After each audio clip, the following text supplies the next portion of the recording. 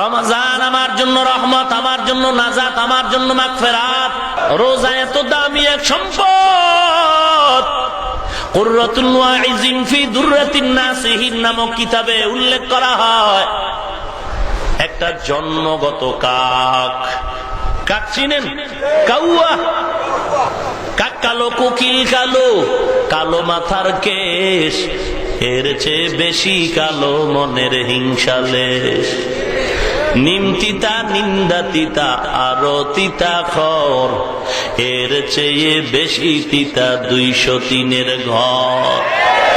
চাকা গোল, পয়সা গোল, গোলালু গোল, এর চেয়ে বেশি গোল মনের গন্ডগোল।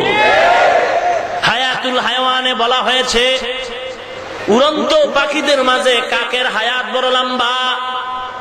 রোজার দাম কত শুনেন? একটা কাক জন্ম থেকেই ডানা মেলে উড়তেছে, উড়ে উড়ে অনবরত উড়তেই থাকলো, বিরামহীন উড়তে থাকলো।